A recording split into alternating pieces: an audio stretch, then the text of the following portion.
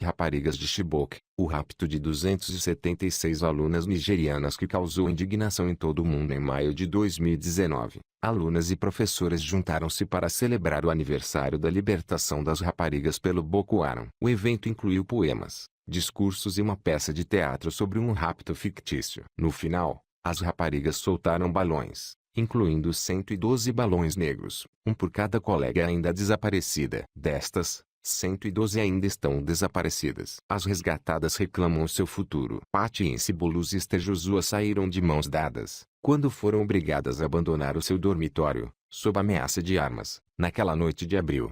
Foram conduzidas para uma carrinha e perderam o contato físico. No meio do grupo de alunas assustadas, Patience ouviu a voz suave de Esther perguntar-lhe: "O que vai acontecer?"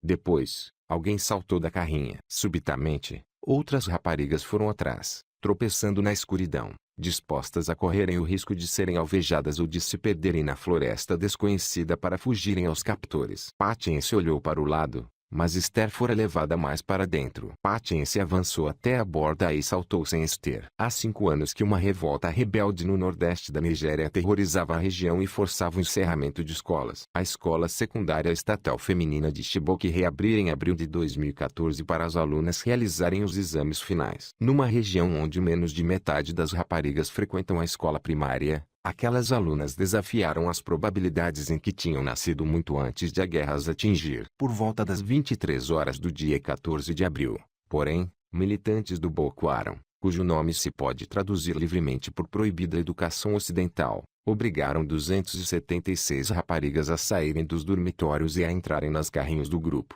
conduzindo-as para o território sem lei da floresta de Sambisa, uma reserva da natureza da qual os jihadistas se apropriaram para travar uma guerra sangrenta contra o governo. No dia 14 de abril de 2014, foram raptadas 276 alunas dos seus dormitórios em Chibok, uma cidade do nordeste da Nigéria, pelo grupo Boko Haram. As provações sofridas pelas raparigas atraíram as atenções do mundo. A maioria das resgatadas estuda na New Foundation Shoal, NFS, um programa de preparação acadêmica da Universidade Americana da Nigéria, AUN, em Yola. Chibok, uma cidade pouco conhecida antes dos raptos, simbolizou alguns dos problemas mais fundamentais da Nigéria: a corrupção, a insegurança e a invisibilidade dos pobres. A comunicação social acompanhou gradualmente a evolução posterior. As 57 raparigas que escaparam no início, as provações sofridas por 10 das raparigas que acabaram em várias escolas americanas, vídeos divulgados pelo Boko Haram mostrando as prisioneiras rabugentas, 2 libertações emotivas, de um total de 103 raparigas, supostamente a troco de dinheiro e prisioneiros, 4 raparigas que se diz terem fugido sozinhas. Mais tarde, das 276 alunas raptadas em Chibok, 112 ainda estão desaparecidas. É provável que algumas estejam mortas. Há 2 anos e meio, o governo esforçou-se para que mais de 100 sobreviventes estudassem num complexo escolar altamente vigiado no nordeste da Nigéria. Desde então, tudo se tem mantido relativamente silencioso. Patience conta que passou o verão após o rapto na sua aldeia, Askira, ouvindo música gospel norte-americana e habituando-se à ideia de que o ataque pusera fim à sua aprendizagem. A mãe de Esther foi visitá-la uma vez, mas Patience não estava em casa. Os jornalistas queriam saber o que acontecera naquela noite. Os pais das raparigas perguntavam-lhe se ela vira as filhas desaparecidas. A revisitação da história do dia 14 de abril tornou-se extremamente cansativa. Patience e 9 outras sobreviventes aceitaram uma oferta para estudar nos Estados Unidos. Ela aceitou a oportunidade, apesar de os vizinhos da aldeia terem dito aos pais que as jovens costumam arranjar problemas quando vivem longe de casa. Perto da altura em que Patience estava a preparar-se para viajar para o estrangeiro, um agente de segurança da escola visitou Marjei Nsigin, presidente do campus da Universidade Americana da Nigéria, AUN, em Yola, uma cidade com várias centenas de milhares de pessoas. Ela disse a Marjei que a sua irmã e 56 outras raparigas tinham fugido pouco depois do ataque. Alunas de Chibok tiram fotografias no último dia de aulas antes dos exames e das férias de verão. O programa acadêmico prepara-as para os exames de admissão à universidade. 15 alunas já concluíram o programa da NFS e estão a estudar na AUN. Algumas regressaram à NFS como mentoras. Algumas tinham saltado das carrinhas, agarrando-se a ramos de árvores, torcendo os tornozelos e fugindo até encontrarem ajuda. Outras, como Marika, que pediu para ser identificada apenas com a inicial do seu apelido, viajou durante várias horas com os seus sequestradores. Quando a carrinha parou, Mari conspirou com as colegas no seu dialecto local. Iriam dividir-se em grupos de duas, pedir para irem à casa de banho e fugiriam. Os sequestradores não conseguiram encontrá-las. Mari demorou 24 horas até chegar à casa e, quando finalmente lá chegou, a aldeia estava sob ataque. Margie Insigne e os seus colaboradores foram até Chibok e regressaram com duas carrinhas cheias de jovens libertados que desejavam prosseguir os estudos na AUN. 2 dezenas de alunas instalaram-se na cidade universitária, protegida por um muro alto e vigiada por guardas com uniformes vermelhos engomados. Ali frequentaram a New Foundation Shoal, NFS, um programa personalizado para preparar as jovens de Chibok para a universidade. Nos 2 anos seguintes, nenhuma das alunas desaparecidas foi libertada. Em maio de 2016, a aluna Minali fugiu da floresta com seu bebê. 5 meses mais tarde, o governo da Nigéria ofereceu, alegadamente, dinheiro e prisioneiros ao Boko Haram em troca da libertação de 21 raparigas. Padecendo de subnutrição grave, foram levadas para um hospital em Abuja, a capital, para serem avaliadas por um psiquiatra, um médico, um terapeuta desportivo, um imã e um assistente social. Elas disseram que os militantes lhes tinham dado uma escolha: converterem-se ao Islã e casarem-se ou tornarem-se escravas. A maioria escolheu a escravatura, relatou a comunicação social. Em maio de 2017, mais 82 raparigas foram libertadas. O seu reencontro com os pais, banhado de lágrimas, foi transmitido por canais de televisão em todo o mundo. Nos Estados Unidos, Patience Bolus viu as notícias, observando os nomes das raparigas libertadas. O seu coração saltou quando leu de Esther Joshua. Patience recorda-se do dia em que Esther foi transferida para Chibok, vinda de outra escola. Patience avaliara e decidira que ela seria uma amiga perfeita. Pertenciam ambas à mesma tribo e estavam no penúltimo ano da escola. Não tardaram a tornar-se inseparáveis e planearam passar parte do verão de 2014 juntas em casa de Esther. Quando Patience tomou conhecimento de que as suas 103 colegas recentemente libertadas iriam juntar-se às estudantes da AUN, enviou uma mensagem a uma amiga. Pediu-lhe que, quando Esther chegasse a Iola, lhe telefonasse. Em setembro de 2017, as alunas de Chibok que frequentavam a UNI passaram de 24 a 130. As jovens habituaram-se à vida calma de estudo e oração. Em Chibok, não havia computadores portáteis nem yoga ou noites de karaoke. Em Iola, as salas recreativas estavam equipadas com televisores, sofás e frases motivadoras pintadas nas paredes. O dormitório estava dividido em 4 casas, cada uma com o nome de uma mulher famosa. Pouco após a chegada de Esther, outra aluna deu-lhe o recado de Patience. Ao telefone, Esther contou a Patience o que acontecera na floresta e pediu-lhe que jurasse segredo. Não deixes que isso te trave, aconselhou a Patience. Esta é a nossa oportunidade para fazermos algo bom.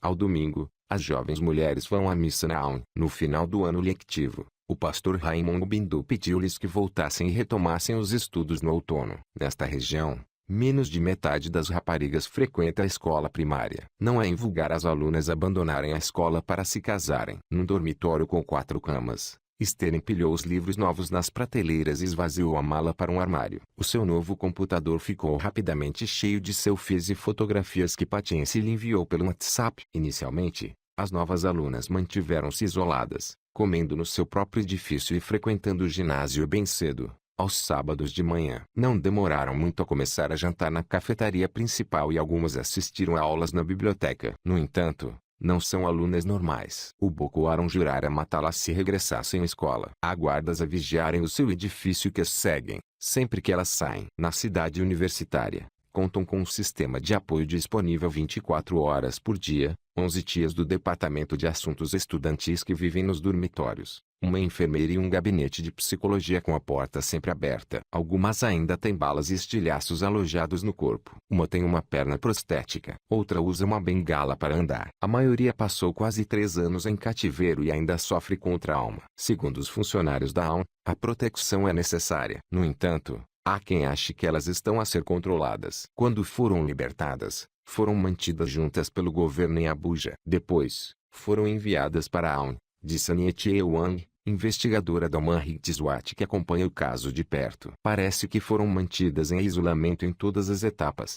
O governo nigeriano e doadores privados cobrem as despesas de, no mínimo, 6 anos de escolarização para cada rapariga. 15 alunas já concluíram o programa de estudos secundários da NEFS e frequentam a universidade. Maricá, que fugiu no dia após o rapto, chegou à cidade universitária em 2014, sem saber falar inglês. Passados 2 anos, foi aceite na AUN. A transição não foi fácil. Ela sabia que as outras alunas falavam sobre elas pelas costas e pensou em pedir transferência para outra escola. Agora, parece conhecer toda a gente no campus. Uma vez por semana, dá tutoria a um grupo de alunas da NEFS, ensinando-as a gerirem o seu tempo, aperfeiçoarem o domínio do inglês e a finalizarem com sucesso os 3 testes padrão exigidos para a admissão na AUN.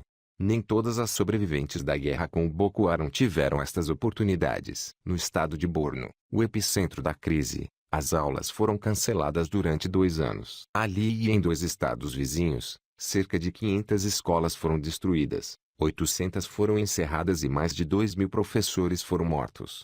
A cerca de 25 quilômetros do campus da AUN, Gloria Buia levanta-se às 5 horas e demora 2 horas a caminhar desde o acampamento com 2.100 pessoas deslocadas onde vive até a escola. Quando os militantes do Boko Haram chegaram a Gouza, a terra natal de Gloria, em 2014, mataram os homens e mandaram as mulheres enterrar os corpos. Mais tarde, levaram as raparigas. Gloria passou 2 meses em cativeiro antes da noite da fuga, enquanto os seus sequestradores rezavam. Muitas mulheres aprisionadas pelo Boko Haram regressam a comunidades que as temem e a famílias que as evitam. Gloria não sabe sequer se algum dia conseguirá ter a sua vida de volta. Não tenho nada em casa à minha espera, disse. Em maio de 2019, uma semana antes do início das férias de verão, as alunas de Chibok prepararam-se para assinalar o aniversário da sua libertação. É muito triste porque nos lembramos das nossas irmãs que estão na floresta, disse Amina Ali, enquanto se vestia para jantar após um dia passado em ensaios para as festividades. E aqui estamos nós,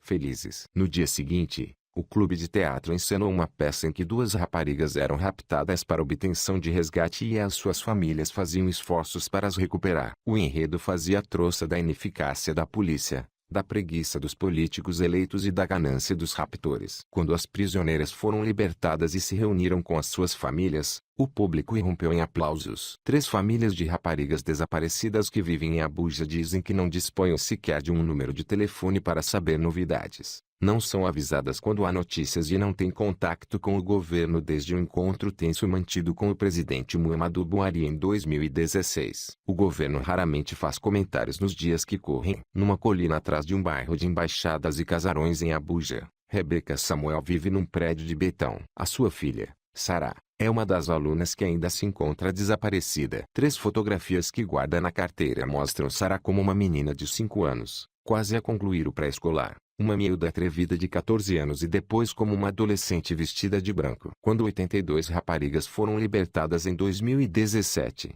Rebecca correu para o hospital onde elas foram recebidas. Os agentes de segurança não a deixaram entrar. No final da primavera de 2019, a AUN tomou conhecimento de que alguns militantes tinham queimado as casas de famílias de alunas de Chibok. O chefe da segurança, Lionel Rawlins, desencorajou as jovens a regressarem à casa, mas cerca de 90 decidiram fazê-lo. Para algumas, era apenas o segundo verão envolvido desde a sua libertação e estavam desesperadas por verem as suas famílias. A AUN tem outras preocupações além da segurança. A maioria destas mulheres tem agora cerca de 20 anos e, nesta região, é invulgar frequentar a escola com essa idade. Se não tivessem passado vários anos em cativeiro, muitas estariam a formar família. No outono anterior, 8 alunas não regressaram à escola e, supostamente, metade ter-se-ão casado. No dia antes de irem para casa, um pastor juntou-se a elas para um sermão. Algumas de vós passaram por coisas horríveis. Viram a sombra da morte, pregou. Amém,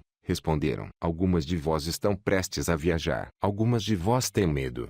O seu tom de voz subiu. Não tenham medo. Se viverem no mundo, atraem o perigo. Grace Dodo, uma estudante altíssima que caminha com a ajuda de uma bengala, inclinou a cabeça e disse: sim, quero que voltem para concluir os vossos estudos, disse o pastor. Enquanto Esther Joshua fazia as malas para visitar a família, Patience Bulus passava o verão longe de casa, no campus do Dickinson College, em Carlisle, na Pensilvânia, EUA. Em 2018, Marjane Sagan, a antiga presidente da AUN, criou um programa de preparação para a universidade em Dickinson College, faculdade da qual é atual presidente, tendo recebido 4 sobreviventes de Chibok. Patience estudava em silêncio, misturando-se com os outros alunos internacionais. Em abril de 2019, falou sobre a crise da Nigéria diante de um painel no Capitólio do ZEUA. Os alunos de Dickinson rapidamente começaram a reconhecer o seu sorriso aberto e os seus tererés coloridos na faculdade. Aproximavam-se dela e pediam-lhe que lhes contasse a sua história. E ela conta: por que não? Planei estudar psicologia e ser terapeuta ou trabalhar com refugiados. Deixou de fazer terapia e começou a consultar um orientador de carreira. Nunca me vou esquecer, mas comecei a fingir que me esqueci, disse Patience. Tenho de andar para frente.